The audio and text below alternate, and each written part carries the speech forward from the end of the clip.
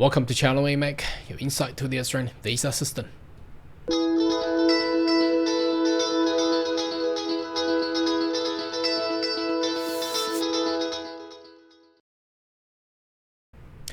Good day everyone, my name is Carl Young, your online YouTube visa consultant.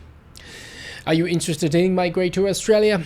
Why don't you consider to subscribe to my channel and turn on the bell on the side, so once by all the updates and news, you'll be the first one getting all the insight. Right, today's video I will twist a little bit, not towards a skill migration, but talking about the abusive use on the protection visa. Now, obviously there has been not commonly used, but there have been some bad agents and bad practices out there telling visa holders that if you want to remain in Australia, if there's nothing else that you can apply with, why not choose a protection visa? Now, that's an abusive use on the visa application. We certainly and never and will not recommend you to do so, because it's against the law, it's a fraudulent conduct, it's a fake applications, and that will affect, you know, dramatically negative towards your personal ID in the future. You know, it's a digital world now. All the data is connected worldwide. So if you have done so once, you think that's nothing gonna happen, well, bad luck in the future. Perhaps there's you know, you'll be finding out that you probably will be banned to access and traveling to other countries as well in the future. So do not do this, but we would like to share with you what the Australian government has actually done recently. Now, I noticed that this action taken for perhaps about 6 months already. There has been, I forgot when, that was last year somewhere, they have announced that they're going to crack down on this sector. So today in the not today more, this actually came out yesterday, they have put out this crackdown protection visa exploitation yields results. That means they have achieved something, and that's positive. Okay, so let's have a read about this, and we will provide a little bit of my thoughts and comments in regards to this. So there has been more than 100 people who've been refused a protection visa on basis that they did not engage Australian protection obligation that had been located and detained by the Department of Home Affairs. This includes people who sought to misuse the Australian protection visa system.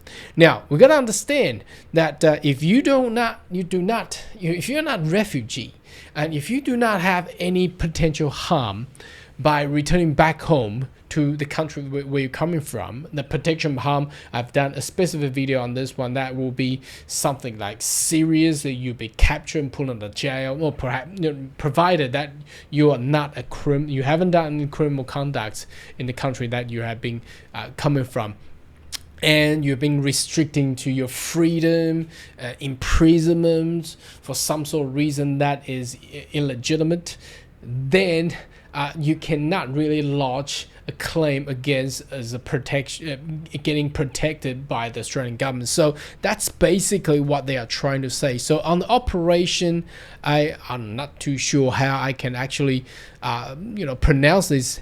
Abaxial, Abaxial, Abaxial. Don't know how to I don't know if I pronounce it right or not.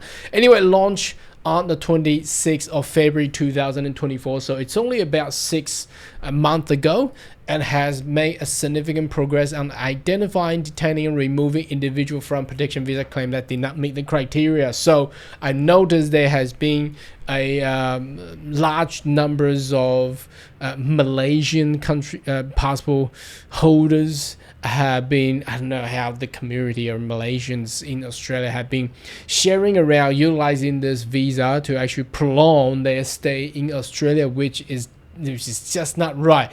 And I know there's other groups as well, and also criminal conduct criminal groups using this visa to prolong their stay in Australia as well. So they have been identified, ADA being removed, and further 66 people who protection visa was refused and have left Australia voluntarily. Now that is a good thing. You should really leave voluntarily. If you continue to stay unlawfully in Australia, that's even worse. So if you've been captured, that will be very bad. So non-citizens who do not hold a visa should make arrangement to leave Australia as soon as possible. Otherwise, they will be liable for detention and removal.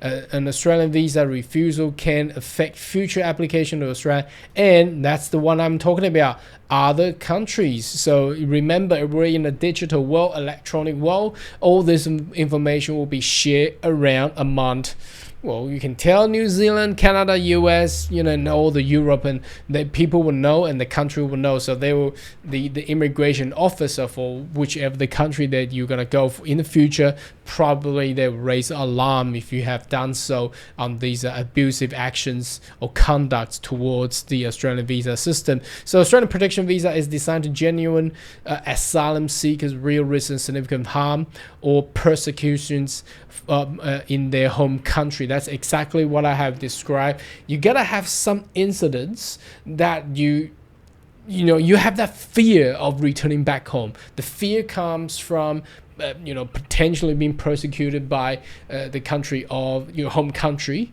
and that's will have a real risk and significant harm. That basically like imprisonment, perhaps alive, torturing, and things like that. The Australian will not tolerate this ingenuous application from temporary visa holders who are simply seeking to extend their stay in Australia. That's not the right thing to do. In response, Home Affairs has implemented a major change of protection visa. So now they have made some changes. That's pretty good. Let's have a look why they have changed. With the most new application now deciding almost 8 times faster. Now that's great. That's great, but I do have something to say. They should do that for every other visa as well, not just for protection visa. But I still got, genuine protection visa applicants still waiting in the pipeline. I don't know how is that already 8 times faster? I'm not too sure, but I think it's 8 times faster if they find disingenuous applicants that they will refuse and kick them out of the country. I think that's what they're trying to say. Not to grant the visa though. Okay, this allowed the quick visa grant. Really? I haven't seen that. To those in genuine needs, swift refusal for those misuse the system. Applicants are now able to access free legal advice.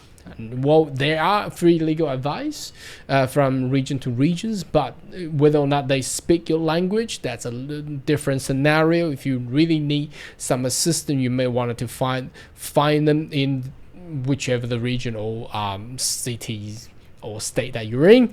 Make it easier for them to navigate Australian visa regime. I don't know why they wouldn't just provide a list of those free access legal advices rather than just searching by yourself, so people won't know if they are the right one to, Anyway, they should have done that. Okay. Anyway, but applicant whose protection visa has been refused, who do not hold a valid visa, must leave the country. Those without visa face detention, removal. It's criminal offense to employ, refer, coerce, or contract a non-citizen who doesn't have the right to work in Australia. Again, we have gone through major changes from the employment sponsored visa and upcoming skills and development visa. So this is all being implemented. So again, I believe in the medium and long term, the system will be fixed dramatically to fit the future demand. But currently, because we are in a cycle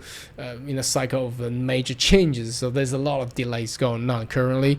It's a quick and easy employer to say the right thing. They are able to check whether this guy can actually be employed. Australian government remain committed to maintain its integrity, and there are some quotes down here. Not gonna read through them. It's basically what we have just read all the way. So the crackdown on the protection visa exploitation again. Now it's a good thing because over the the last 2 decades, there has been a lot of people abusing the system by utilizing this visa category. Now, why? Because first of all, the application fee is very cheap. You don't even need to contact a university or education institution to get a confirmation of enrollment. You can save all the money. And secondly, a lot of bad practice agents can actually make a lot of money on this one, especially if they illegally, unlawfully employ these people further onwards. But now it has been put into a criminal code, so if the employer does that or the agent does that, they will have some criminal offense to be faced upon. So I think this will be very good, and hopefully that if you are reading or watching this video, can share among your friends. Don't get into those traps. Don't just choose a visa to lodge and then you're liable for your lifetime. Anyway, should you have more question and query, more than welcome to leave comment right down below, and I'll see you next video. Goodbye.